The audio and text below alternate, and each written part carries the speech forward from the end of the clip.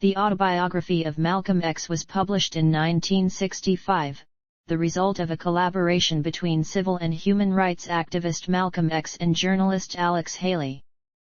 Haley co-authored the autobiography based on a series of in-depth interviews he conducted between 1963 and Malcolm X's 1965 assassination. The autobiography is a spiritual conversion narrative that outlines Malcolm X's philosophy of Black pride, Black nationalism, and Pan-Africanism. After the leader was killed, Haley wrote the book's epilogue. He described their collaborative process and the events at the end of Malcolm X's life. While Malcolm X and scholars contemporary to the book's publication regarded Haley as the book's ghostwriter, modern scholars tend to regard him as an essential collaborator who intentionally muted his authorial voice to create the effect of Malcolm X speaking directly to readers. Haley influenced some of Malcolm X's literary choices. For example, Malcolm X left the Nation of Islam during the period when he was working on the book with Haley. Rather than rewriting earlier chapters as a polemic against the Nation which Malcolm X had rejected, Haley persuaded him to favor a style of suspense and drama.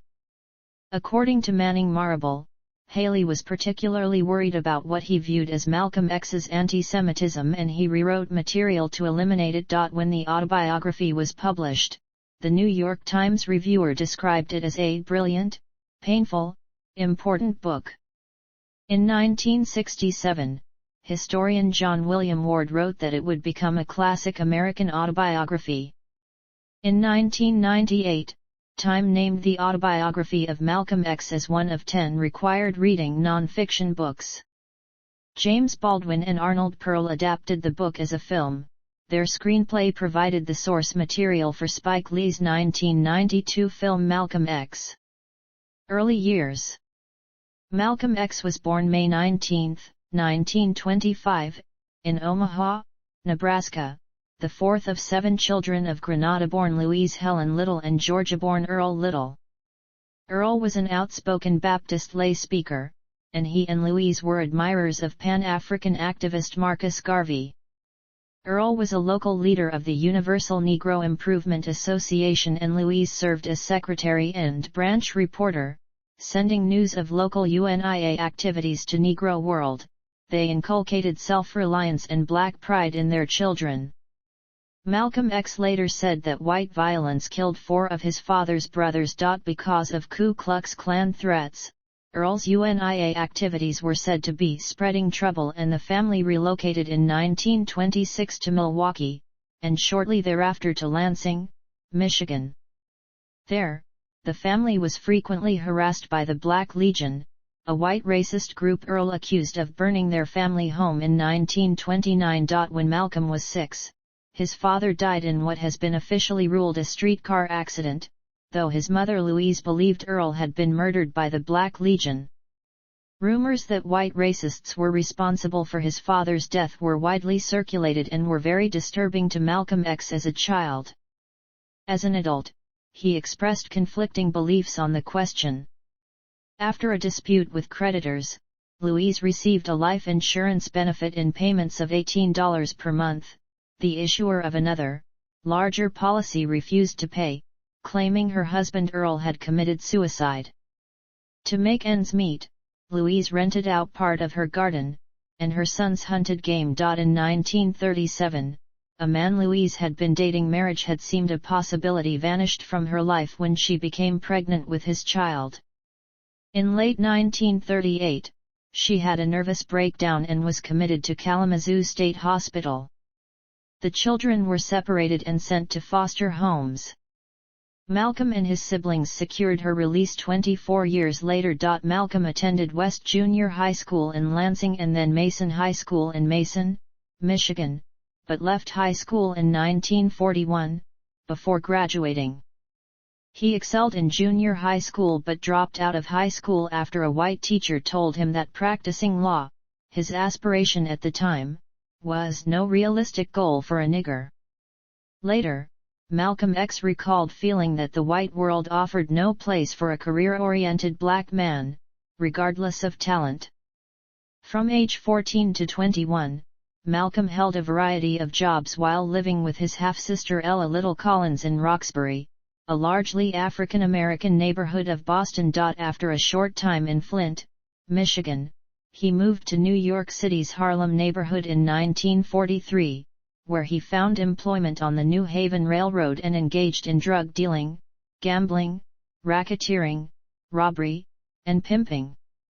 According to biographer Bruce Perry, Malcolm also occasionally had sex with other men, usually for money, though this conjecture has been disputed by those who knew him.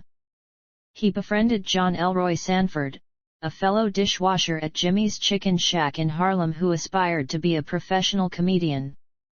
Both men had reddish hair, so Sanford was called Chicago Red after his hometown, and Malcolm was known as Detroit Red. Years later, Sanford became famous as comedian and actor Red Fox. Summoned by the local draft board for military service in World War II, he feigned mental disturbance by rambling and declaring, "I want to be sent down south.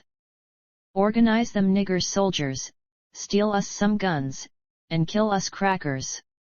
He was declared mentally disqualified for military service. In late 1945, Malcolm returned to Boston, where he and 4 accomplices committed a series of burglaries targeting wealthy white families. In 1946, he was arrested while picking up a stolen watch he had left at a shop for repairs, and in February began serving an 8 to 10-year sentence at Charlestown State Prison for larceny and breaking and entering. 2 years later, Malcolm was transferred to Norfolk Prison Colony. Nation of Islam period. Prison. When Malcolm was in prison, he met fellow convict John Bembry, a self-educated man he would later describe as the first man I had ever seen command total respect, with words. Under Bembry's influence, Malcolm developed a voracious appetite for reading. At this time, several of his siblings wrote to him about the Nation of Islam, a relatively new religious movement preaching black self-reliance and, ultimately, the return of the African diaspora to Africa, where they would be free from white American and European domination. He showed scant interest at first, but after his brother Reginald wrote in 1948, "Malcolm, don't eat any more pork and don't smoke any more cigarettes. I'll show you how to get out of prison," he quit smoking and began to refuse pork. After a visit in which Reginald described the group's teachings, including the belief that white people are devils, Malcolm concluded that every relationship he had had with whites had been tainted by dishonesty, injustice, greed, and hatred. Malcolm, whose hostility to religion had earned him the prison nickname Satan, became receptive to the message of the Nation of Islam. In late 1948, Malcolm wrote to Elijah Muhammad, the leader of the Nation of Islam. Muhammad advised him to renounce his past, humbly bow in prayer to God, and promise never to engage in destructive behavior again. Though he later recalled the inner struggle he had before bending his knees to pray, Malcolm soon became a member of the Nation of Islam. Maintaining a regular correspondence with Muhammad. In 1950, the FBI opened a file on Malcolm after he wrote a letter from prison to President Truman expressing opposition to the Korean War and declaring himself a communist. That year, he also began signing his name Malcolm X. Muhammad instructed his followers to leave their family names behind when they joined the Nation of Islam and use X instead. When the time was right, after they had proven their sincerity, he said, he would reveal the Muslim's original name. In his autobiography, Malcolm X explained that the X symbolized the true African family name that he could never know. "For me, my X replaced the white slave master name of Little which some blue-eyed devil named Little had imposed upon my paternal forebears." Early ministry. After his parole in August 1952, Malcolm X visited Elijah Muhammad in Chicago. In June 1953, he was named Assistant Minister of the Nation's Temple No. 1 in Detroit. Later that year he established Boston's Temple No. 11.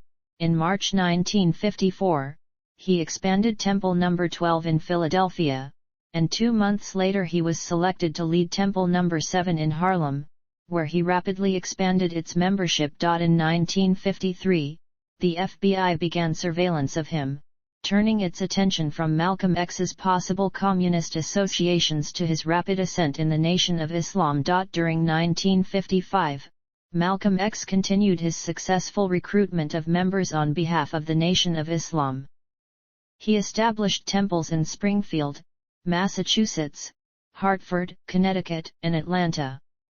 Hundreds of African Americans were joining the Nation of Islam every month. Besides his skill as a speaker, Malcolm X had an impressive physical presence.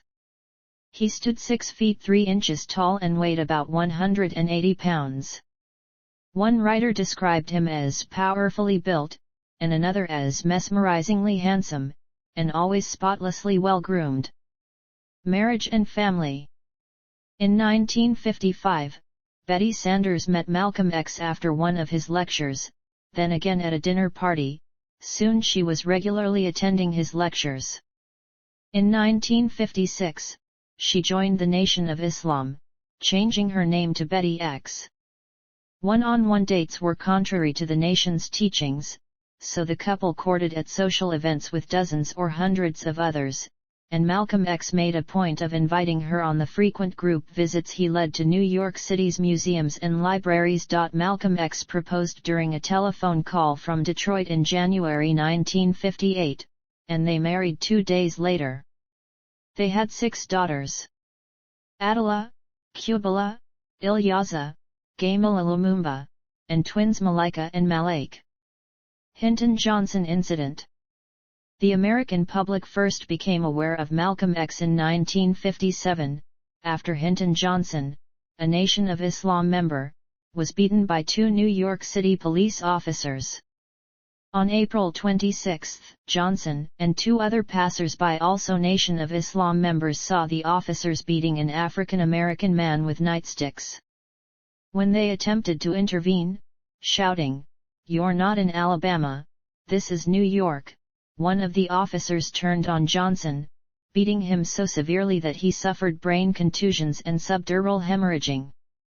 All 4 African American men were arrested. Alerted by a witness, Malcolm X and a small group of Muslims went to the police station and demanded to see Johnson.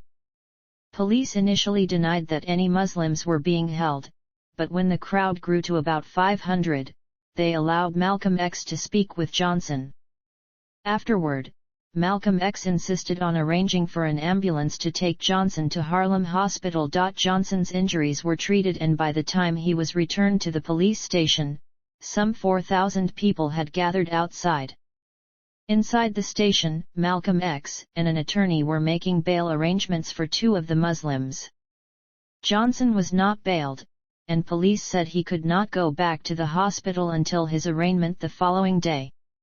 Considering the situation to be at an impasse, Malcolm X stepped outside the station house and gave a hand signal to the crowd. Nation members silently left, after which the rest of the crowd also dispersed. One police officer told the New York Amsterdam News, "No one man should have that much power." Within a month, the New York City Police Department arranged to keep Malcolm X under surveillance. It also made inquiries with authorities in other cities in which he had lived, and prisons in which he had served time. A grand jury declined to indict the officers who beat Johnson. In October, Malcolm X sent an angry telegram to the police commissioner. Soon the police department assigned undercover officers to infiltrate the Nation of Islam. Increasing prominence. By the late 1950s, Malcolm X was using a new name, Malcolm Shabazz, or Malik el-Shabazz, although he was still widely referred to as Malcolm X. His comments on issues and events were being widely reported in print, on radio, and on television, and he was featured in a 1959 New York City television broadcast about the Nation of Islam, The Hate That Hate Produced. In September 1960, at the United Nations General Assembly in New York City, Malcolm X was invited to the official functions of several African nations.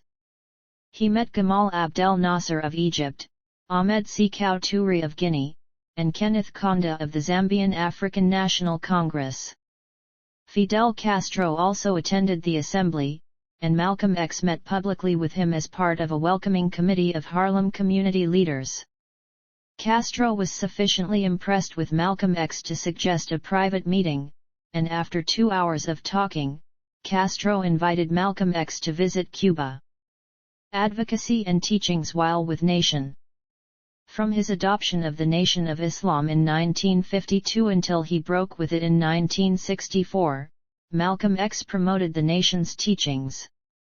These included beliefs that black people are the original people of the world, that white people are devils, and that the demise of the white race is imminent. Louis E. Lomax said that those who don't understand biblical prophecy wrongly label him as a racist and as a hate teacher, or as being anti-white, or as teaching black supremacy.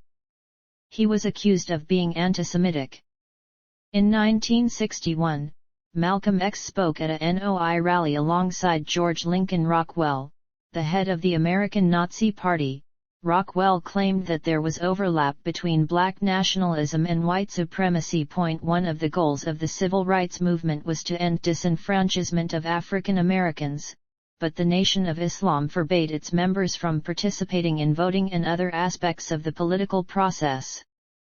The NAACP and other civil rights organizations denounced him and the Nation of Islam as irresponsible extremists whose views did not represent the common interests of African Americans. Malcolm X was equally critical of the civil rights movement.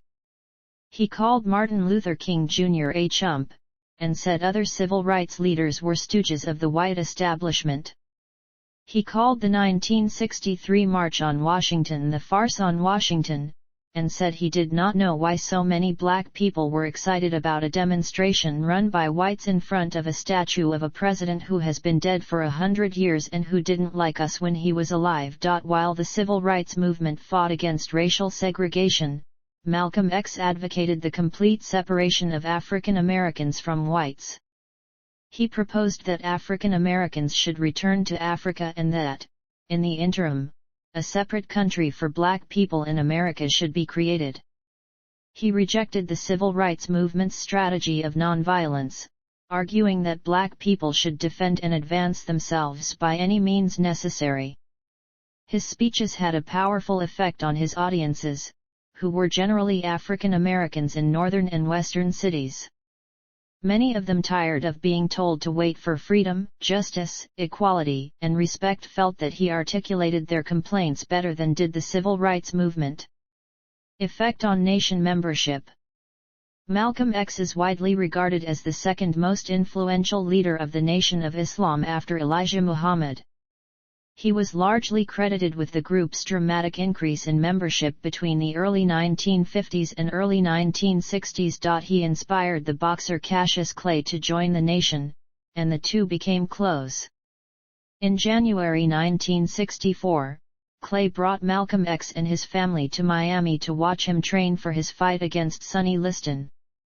When Malcolm X left the Nation of Islam, he tried to convince Clay to join him in converting to Sunni Islam, but Clay instead broke ties with him, later describing the break as one of his greatest regrets. Malcolm X mentored and guided Louis X, who eventually became the leader of the Nation of Islam. Malcolm X also served as a mentor and confidant to Elijah Muhammad's son, Wallace D. Muhammad. The son told Malcolm X about his skepticism toward his father's unorthodox approach to Islam. Wallace Muhammad was excommunicated from the Nation of Islam several times, although he was eventually readmitted. Disillusionment and departure. During 1962 and 1963, events caused Malcolm X to reassess his relationship with the Nation of Islam, and particularly its leader, Elijah Muhammad. Lack of Nation of Islam response to LAPD violence. In late 1961, there were violent confrontations between the Nation of Islam members and police in south-central Los Angeles, and numerous Muslims were arrested. They were acquitted, but tensions had been raised. Just after midnight on April 27, 1962, two LAPD officers, unprovoked, shoved and beat several Muslims outside Temple No. 27.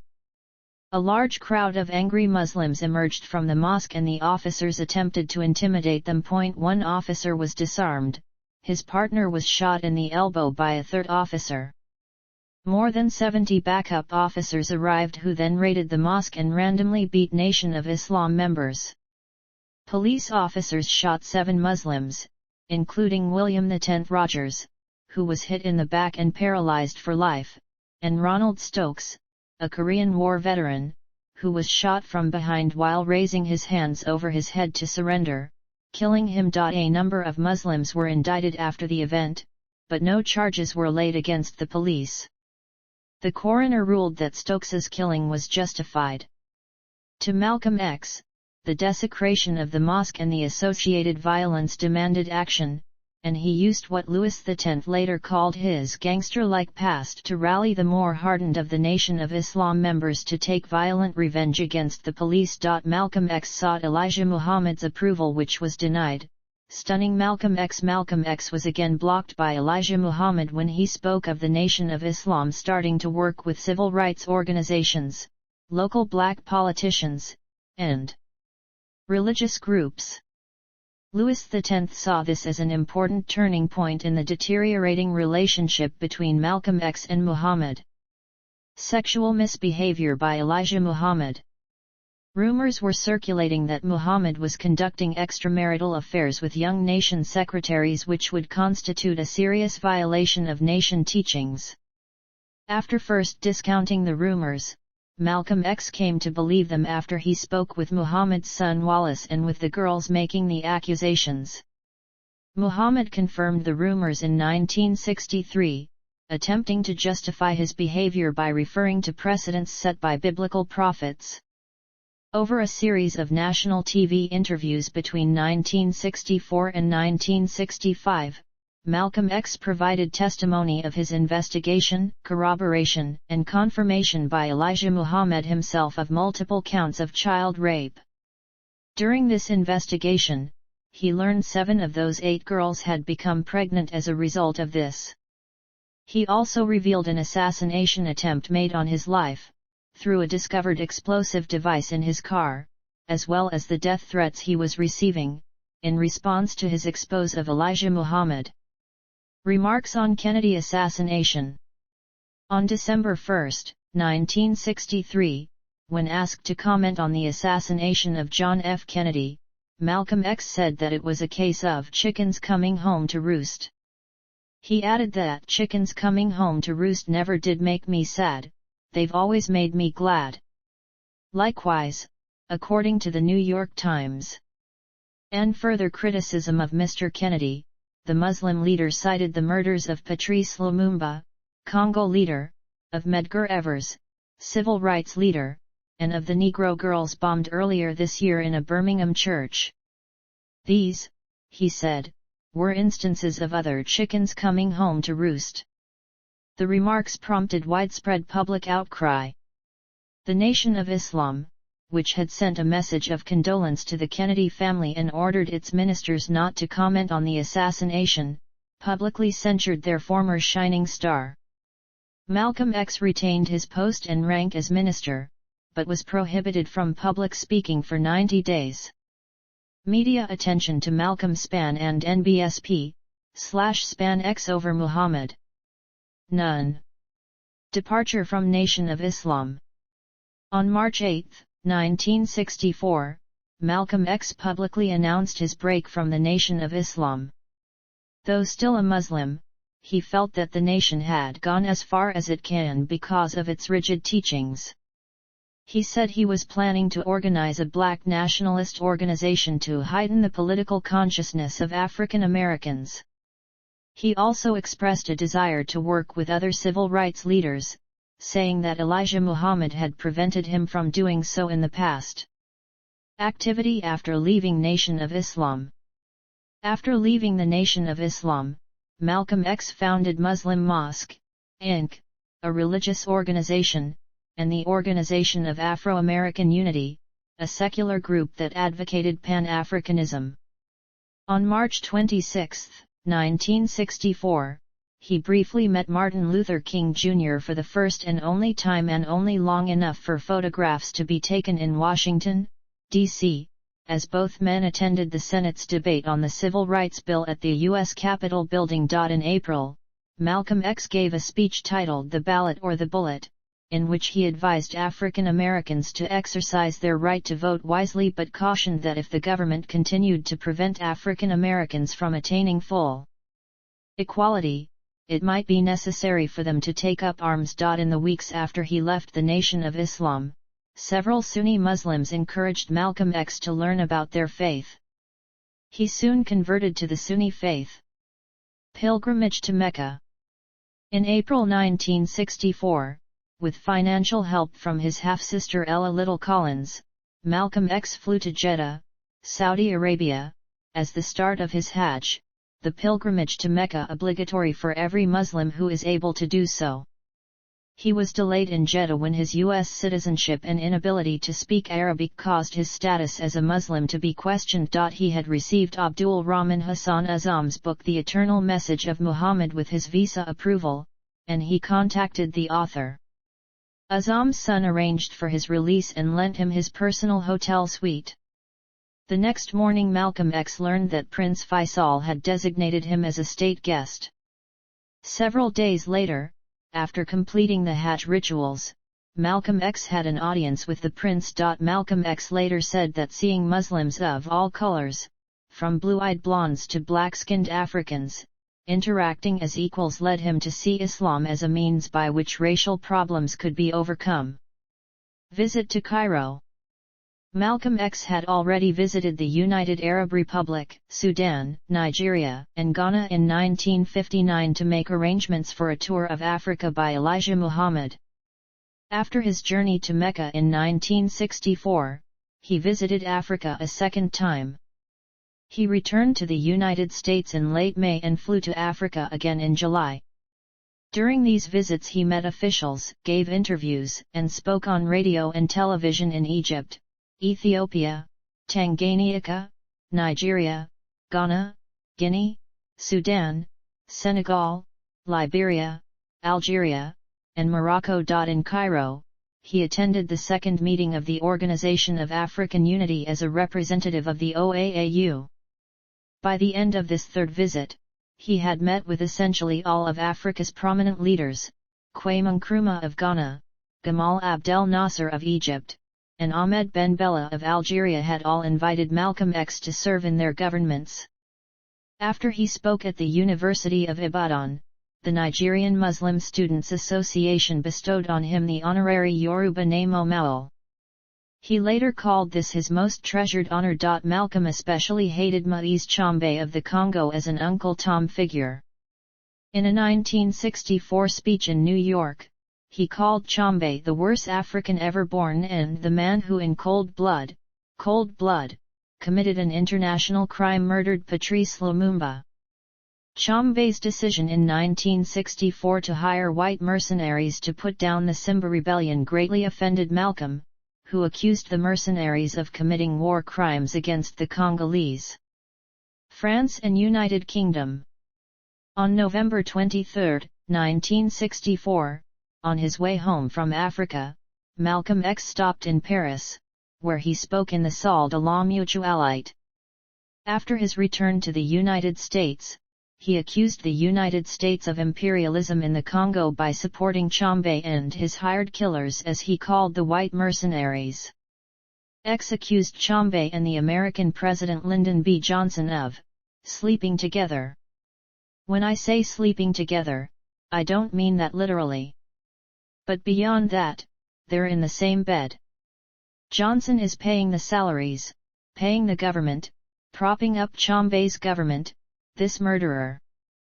X expressed much anger about Operation Dragon Rouge, where the United States Air Force dropped in Belgian paratroopers into the city of Stanleyville to rescue the white Belgian hostages from the Simbas. Malcolm X maintained that there was a double standard when it came to white and black lives, noting it was an international emergency when the lives of whites were in danger, making Dragon Rouge necessary, but that nothing was done to stop the abuses of the Congolese at the hands of Tshombe's hired killers. X charged that the Congolese have been massacred by white people for years and years and that the chickens have home to roast. A week later, on November 30, Malcolm X flew to the United Kingdom, and on December 3 took part in a debate at the Oxford Union Society. The motion was taken from a statement made earlier that year by U.S. presidential candidate Barry Goldwater: "Extremism in the defense of liberty is no vice. Moderation in the pursuit of justice is no virtue." Malcolm X argued for the affirmative, and interest in the debate was so high that it was televised nationally by the BBC. In his address at Oxford, Malcolm rejected the label of black Muslim and instead focused on being a Muslim who happened to be black, which reflected his conversion to Sunni Islam. Malcolm only mentioned his religion twice during his Oxford speech, which was part of his effort to defuse his image as an angry black Muslim extremist, which he had long hated. During the debate at Oxford, he criticized the way the Anglo-American press portrayed the Congo crisis, noting the Simbas were portrayed as primitive cannibalistic savages who engaged in every form of depravity imaginable, while Chombe and the white mercenaries were portrayed in a very favorable light with almost no mention of any atrocities on their part. Malcolm X charged that the Cuban émigré pilots hired by the CIA to serve as Chombe's Air Force indiscriminately bombed Congolese villages and towns, killing women and children, but this was almost never mentioned in the media, while the newspapers featured long accounts of the Simbas raping white women, molesting nuns. Likewise, he felt the term mercenary was inappropriate, preferring the term hired killer, and that Chombe should not be described as a premier as he preferred the term cold-blooded murderer to describe him. Malcolm X stated that what he regarded as the extremism of the Chombe government was never referred to as extremism because it is endorsed by the West, it is financed by America, it's made respectable by America, and that kind of extremism is never labeled as extremism. X argued this extremism was not morally acceptable since it's not extremism in defense of liberty. Many in the audience at Oxford were angered by Malcolm X's thesis and his support for the Simbas who had committed atrocities, with one asking, "What sort of extremism would you consider the killing of missionaries?" In response, Malcolm X answered, "It is an act of war. I'd call it the same kind of extremism that happened when England dropped bombs on German cities and Germans dropped bombs on English cities." On February 5, 1965, Malcolm X flew to Britain again, and on February 8 he addressed the first meeting of the Council of African Organizations in London. The next day he tried to return to France, but was refused entry. On February 12, he visited Smethwick, near Birmingham, where the Conservative Party had won the parliamentary seat in the 1964 general election.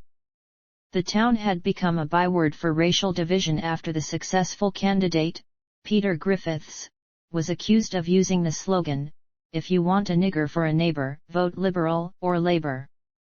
In Smethwick, Malcolm X compared the treatment of ethnic minority residents with the treatment of Jews under Hitler, saying, "I would not wait for the fascist element in Smethwick to erect gas ovens."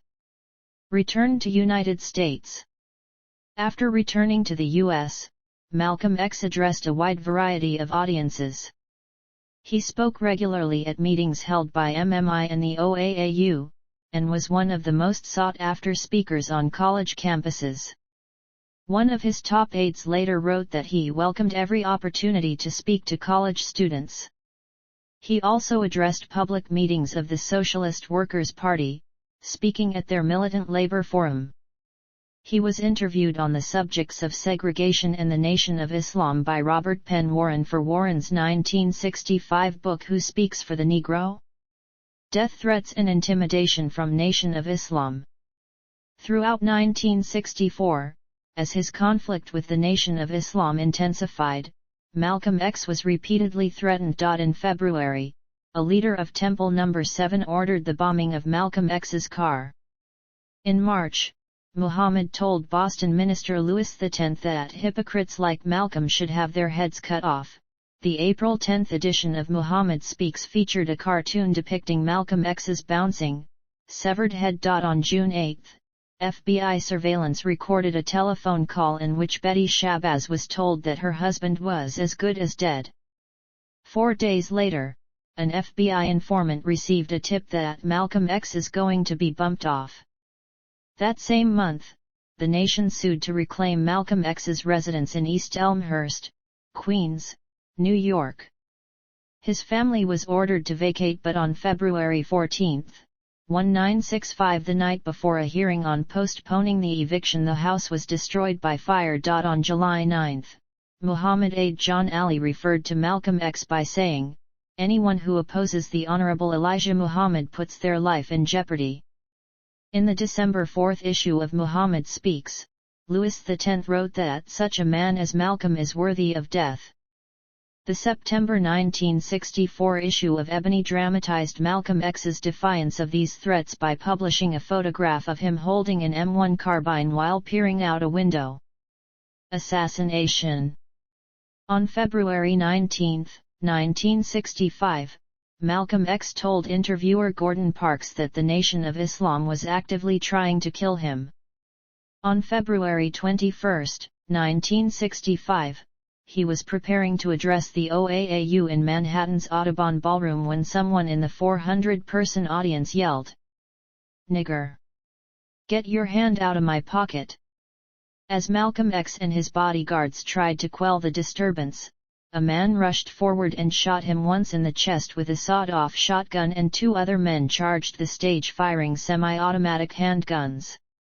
Malcolm X was pronounced dead at 3:30 p.m., shortly after arriving at Columbia Presbyterian Hospital. The autopsy identified 21 gunshot wounds to the chest, left shoulder, arms, and legs, including 10 buckshot wounds from the initial shotgun blast. Leigh Payne and Tamara Payne, in their Pulitzer Prize-winning biography The Dead Are Arising, The Life of Malcolm X, claim that the assassins were members of the Nation of Islam's Newark, New Jersey, mosque. William 25X, who fired the shotgun, Leon Davis, and Thomas Hayer. 1 gunman, Nation of Islam member Talmadge Hayer, was beaten by the crowd before police arrived. Witnesses identified the other gunmen as Nation members Norman 3X Butler and Thomas 15X Johnson. All 3 were convicted of murder in March 1966 and sentenced to life in prison. At trial, Hayer confessed, but refused to identify the other assailants except to assert that they were not Butler and Johnson.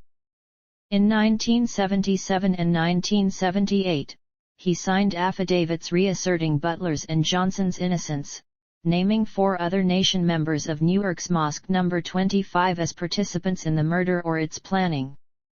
These affidavits did not result in the case being reopened. Butler, today known as Muhammad Abdul Aziz, was paroled in 1985 and became the head of the nation's Harlem Mosque in 1998. He maintains his innocence. In prison, Johnson, who changed his name to Khalil Islam, rejected the nation's teachings and converted to Sunni Islam. Released in 1987, he maintained his innocence until his death in August 2009. Hayer, who also rejected the nation's teachings while in prison and converted to Sunni Islam, is known today as Mujahid Halim. He was paroled in 2010. In 2021, Muhammad Abdul Aziz and Khalil Islam were exonerated from their murder convictions, following a review that found the FBI and the New York Police Department withheld key evidence during the trial. On July 14, 2022, Aziz filed suit in the U.S. District Court in Brooklyn against the City of New York, seeking $40 million in damages related to his wrongful imprisonment. Funeral. The public viewing, February 23-26 at Unity Funeral Home in Harlem, was attended by some 14,000 to 30,000 mourners. For the funeral on February 27, loudspeakers were set up for the overflow crowd outside Harlem's 1,000-seat Faith Temple of the Church of God in Christ, and a local television station carried the service live. Among the civil rights leaders attending were John Lewis, Bayard Rustin, James Forman, James Farmer, Jesse Gray, and Andrew Young. Actor and activist Ossie Davis delivered the eulogy, describing Malcolm X as our shining black prince, who didn't hesitate to die because he loved us so. There are those who will consider it their duty, as friends of the Negro people, to tell us to revile him, to flee, even from the presence of his memory, to save ourselves by writing him out of the history of our turbulent times. Many will ask what Harlem finds to honor in this stormy, controversial, and bold young captain, and we will smile.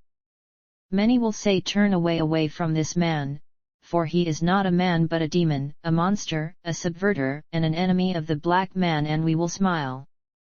They will say that he is of hate, a fanatic, a racist who can only bring evil to the cause for which you struggle. And we will answer and say to them, did you ever talk to Brother Malcolm? Did you ever touch him, or have him smile at you? Did you ever really listen to him? Did he ever do a mean thing? Was he ever himself associated with violence or any public disturbance? For if you did, you would know him. And if you knew him, you would know why we must honor him. And, in honoring him, we honor the best in ourselves. Malcolm X was buried at Ferncliff Cemetery in Hartsdale, New York. Friends took up the gravediggers' shovels to complete the burial themselves. Actor and activist Ruby Dee and Juanita Poitier established the Committee of Concerned Mothers to raise money for a home for his family and for his children's educations. Reactions to Malcolm X's assassination were varied. In a telegram to Betty Shabazz, Martin Luther King Jr. expressed his sadness at the shocking and tragic assassination of your husband.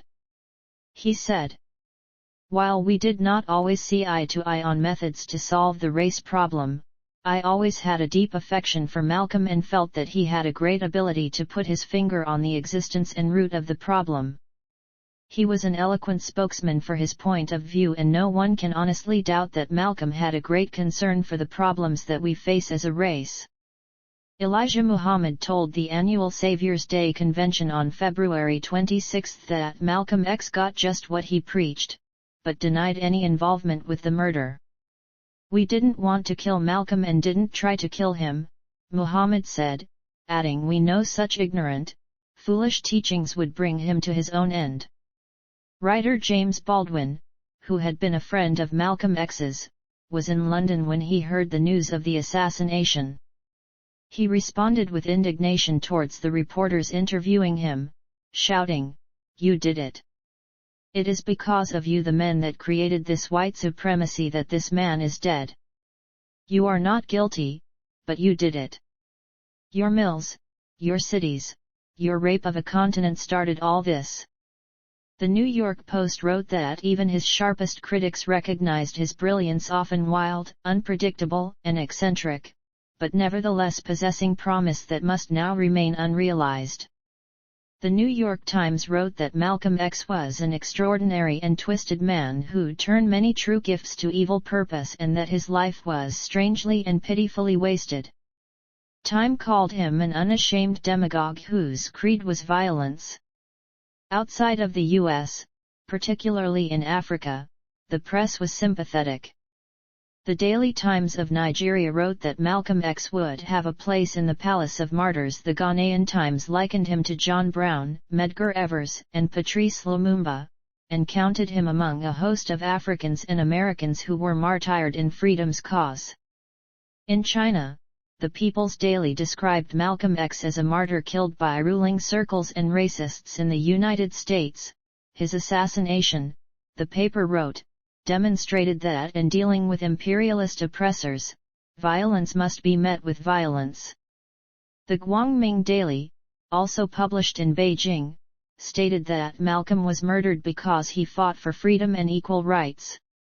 In Cuba, El Mundo described the assassination as another racist crime to eradicate by violence the struggle against discrimination.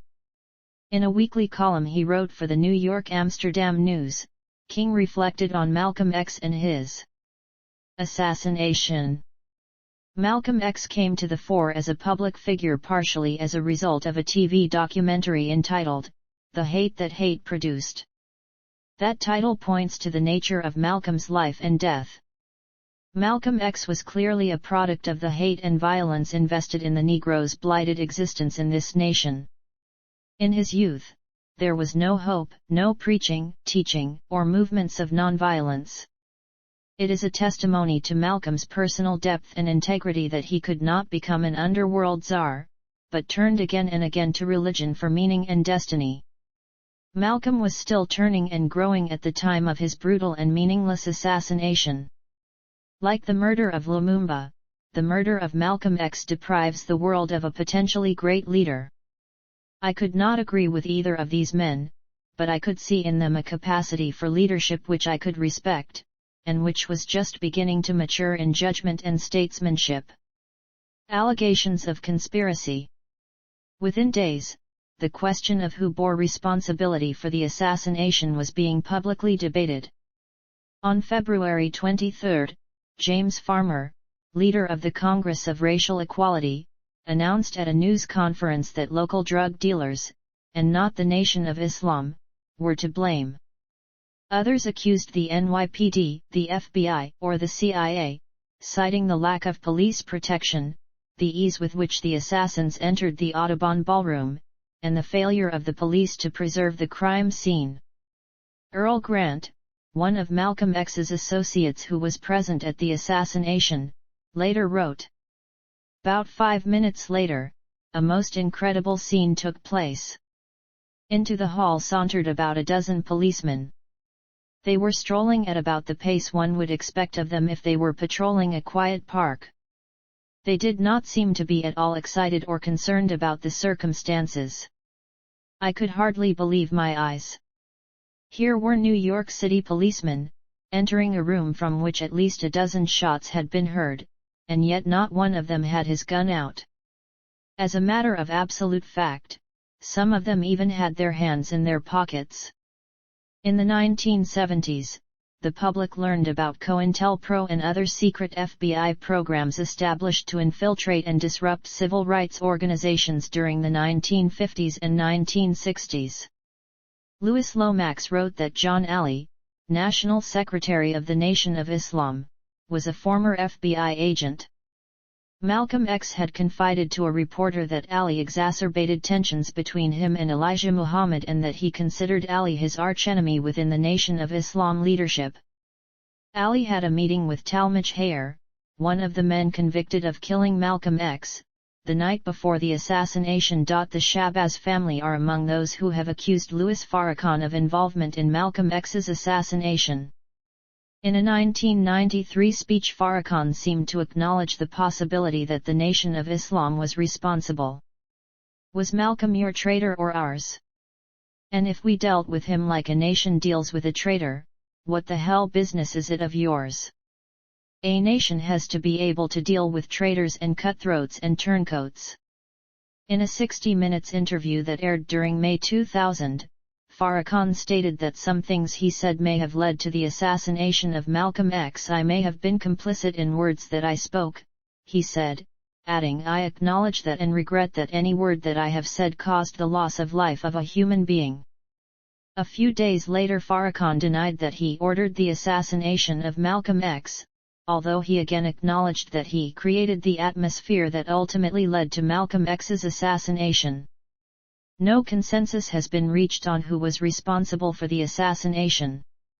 In August 2014, an online petition was started using the White House online petition mechanism to call on the government to release, without alteration, any files they still held relating to the murder of Malcolm X. In January 2019, members of the families of Malcolm X, John F. Kennedy, Martin Luther King Jr., and Robert F. Kennedy were among dozens of Americans who signed a public statement calling for a Truth and Reconciliation Commission to persuade Congress or the Justice Department to review the assassinations of all four leaders during the 1960 February 21, 2021 press conference attended by three of Malcolm X's daughters and members of deceased NYPD undercover officer Raymond Wood's family. Released his authorized posthumous letter that stated in part, I was told to encourage leaders and members of the civil rights groups to commit felonious acts. The Guardian reports that the arrests kept the two men from managing door security at the Audubon Ballroom in Washington Heights on the day of the shooting, according to the letter. On February 26, 2021, the daughter of Raymond Wood, Kelly Wood, stated that the letter presented at the February 21 press conference is fake. Kelly Wood stated that the letter was created by her cousin Reggie Wood for attention and book sales. Philosophy. Except for his autobiography, Malcolm X left no published writings. His philosophy is known almost entirely from the many speeches and interviews he gave from 1952 until his death.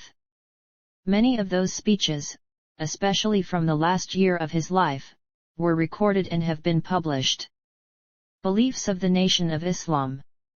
While he was a member of the Nation of Islam, Malcolm X taught its beliefs, and his statements often began with the phrase, "The Honorable Elijah Muhammad teaches us that." It is virtually impossible now to discern whether Malcolm X's personal beliefs at the time diverged from the teachings of the Nation of Islam. After he left the Nation in 1964, he compared himself to a ventriloquist's dummy who could only say what Elijah Muhammad told him to say. Malcolm X taught that black people were the original people of the world, and that whites were a race of devils who were created by an evil scientist named Yaqub. The Nation of Islam believed that black people were superior to white people and that the demise of the white race was imminent. When questioned concerning his statements that white people were devils, Malcolm X said, "History proves the white man is a devil.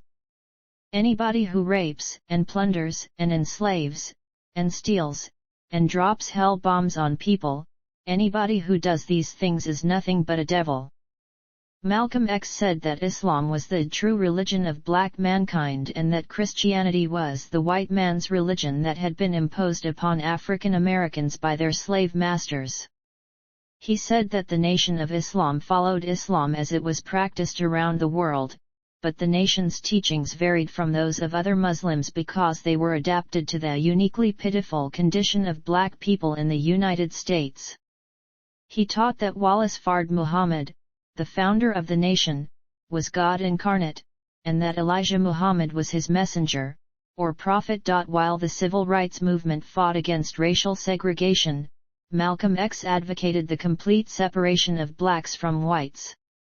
The Nation of Islam proposed the establishment of a separate country for African Americans in the southern or southwestern United States as an interim measure until African Americans could return to Africa. Malcolm X suggested the United States government owed reparations to black people for the unpaid labor of their ancestors. He also rejected the civil rights movement's strategy of nonviolence, advocating instead that black people should defend themselves. Independent views. After leaving the Nation of Islam, Malcolm X announced his willingness to work with leaders of the civil rights movement, though he advocated some changes to their policies. He felt that calling the movement a struggle for civil rights would keep the issue within the United States while changing the focus to human rights would make it an international concern. The movement could then bring its complaints before the United Nations, where Malcolm X said the emerging nations of the world would add their support. Malcolm X argued that if the U.S. government was unwilling or unable to protect black people should protect themselves. He said that he and the other members of the OAAU were determined to defend themselves from aggressors, and to secure freedom, justice, and equality by whatever means necessary. Malcolm X stressed the global perspective he gained from his international travels. He emphasized the direct connection between the domestic struggle of African Americans for equal rights with the independence struggles of Third World nations. He said that African Americans were wrong when they thought of themselves as a minority. Globally, black people were the majority. In his speeches at the Militant Labor Forum, which was sponsored by the Socialist Workers' Party, Malcolm X criticized capitalism. After one such speech, when he was asked what political and economic system he wanted, he said he did not know. but that it was no coincidence the newly independent countries in the Third World were turning towards socialism. When a reporter asked him what he thought about socialism, Malcolm X asked whether it was good for black people. When the reporter told him it seemed to be, Malcolm X told him, "Then I'm for it." Although he no longer called for the separation of black people from white people, Malcolm X continued to advocate black nationalism, which he defined as self-determination for the African American community. In the last months of his life, however, Malcolm X began to reconsider his support for black nationalism after meeting Northern African revolutionaries who, to all appearances, were white. After his Hajj, Malcolm X articulated a view of white people and racism that represented a deep change from the philosophy he had supported as a minister of the Nation of Islam. In a famous letter from Mecca, he wrote that his experiences with white people during his pilgrimage convinced him to rearrange his thinking about race and toss aside some of previous conclusions. In a conversation with Gordon Parks, 2 days before his assassination, Malcolm said, "Listening to leaders like Nasser, Ben Bella, and Nkrumah awakened me to the dangers of racism. I realized racism isn't just a black and white problem.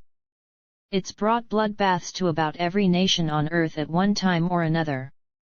Brother, remember the time that white college girls came into the restaurant, the one who wanted to help the Muslims and the whites get together, and I told her there wasn't a ghost of a chance and she went away crying? Well, I've lived to regret that incident. In many parts of the African continent, I saw white students helping black people. Something like this kills a lot of argument. I did many things as a Muslim that I'm sorry for now.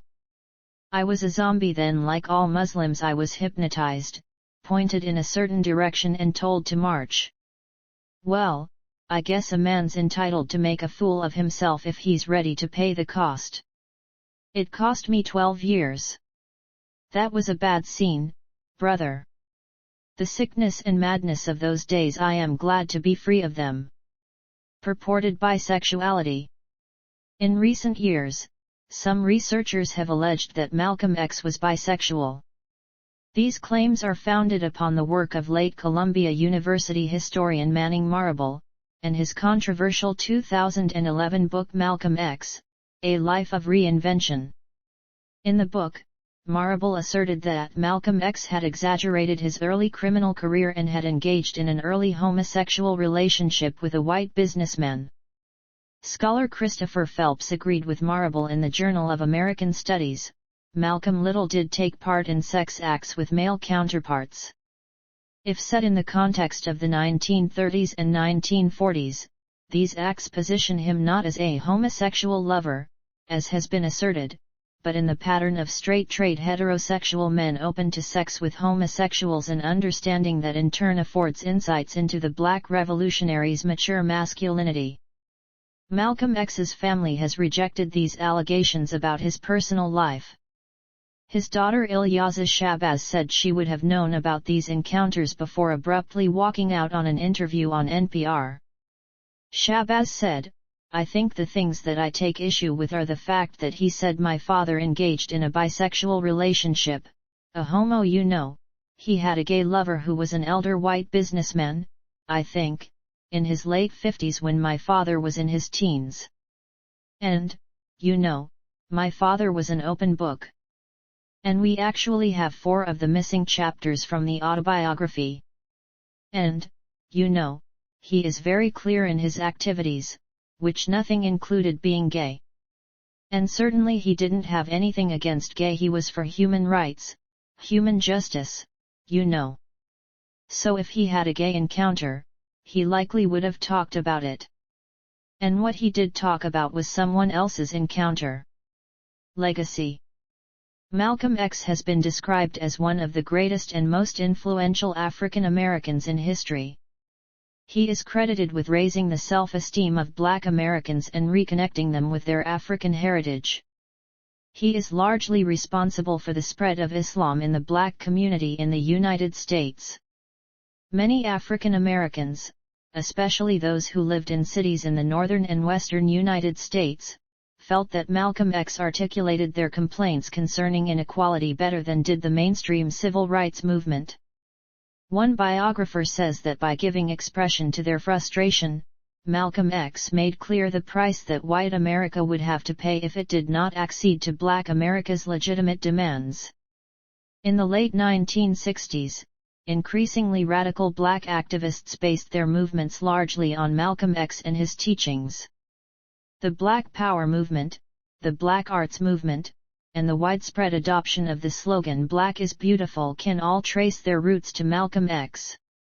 In 1963, Malcolm X began a collaboration with Alex Haley on his life story, The Autobiography of Malcolm X. He told Haley, "If I'm alive when this book comes out, it will be a miracle." Haley completed and published it some months after the assassination. During the late 1980s and early 1990s, there was a resurgence of interest in his life among young people. Hip-hop groups such as Public Enemy adopted Malcolm X as an icon, and his image was displayed in hundreds of thousands of homes, offices, and schools, as well as on T-shirts and jackets. In 1986, Ella Little Collins merged the Organization of Afro-American Unity with the African American Defense League. In 1992, the film Malcolm X was released, an adaptation of the Autobiography of Malcolm X. In 1998, Time named the Autobiography of Malcolm X one of the 10 most influential non-fiction books of the 20th century. Malcolm X was an inspiration for several fictional characters. The Marvel Comics writer Chris Claremont confirmed that Malcolm X was an inspiration for the X-Men character Magneto, while Martin Luther King was an inspiration for Professor X. Malcolm X also inspired the character Eric Killmonger in the film Black Panther. Memorials and tributes. The house that once stood at 3448 Pinckney Street in North Omaha, Nebraska, was the first home of Malcolm Little with his birth family. The house was torn down in 1965 by new owners who did not know of its connection with Malcolm X. The site was listed on the National Register of Historic Places in 1984. In Lansing, Michigan, a Michigan historical marker was erected in 1975 on Malcolm Little's childhood home. The city is also home to El Hajj Malik El Shabazz Academy, a public charter school with an Afrocentric focus. The school is located in the building where Little attended elementary school. In cities across the United States, Malcolm X's birthday is commemorated as Malcolm X Day. The first known celebration of Malcolm X Day took place in Washington, D.C., in 1971. The city of Berkeley, California, has recognized Malcolm X's birthday as a citywide holiday since 1979. Many cities have renamed streets after Malcolm X. In 1987, New York Mayor Ed Cook proclaimed Lenox Avenue in Harlem to be Malcolm X Boulevard. The name of Reed Avenue in Brooklyn, New York, was changed to Malcolm X Boulevard in 1985. Brooklyn also has El Shabazz Playground that was named after him. New Dudley Street, in the Roxbury neighborhood of Boston, was renamed Malcolm X Boulevard in the 1990s. In 1997, Oakland Avenue in Dallas, Texas, was renamed Malcolm X Boulevard. Main Street in Lansing, Michigan, was renamed Malcolm X Street in 2010. In 2016, Ankara, Turkey, renamed the street on which the U.S. is building its new embassy after Malcolm X. Dozens of schools have been named after Malcolm X, including Malcolm X Shabazz High School in Newark, New Jersey, Malcolm Shabazz City High School in Madison, Wisconsin, and Malcolm X College in Chicago, Illinois. Malcolm X Liberation University, based on the Pan-Africanist ideas of Malcolm X, was founded in 1969 in North Carolina. In 1996, the first library named after Malcolm X was opened, the Malcolm X Branch Library and Performing Arts Center of the San Diego Public Library System. The U.S. Postal Service issued a Malcolm X postage stamp in 1999.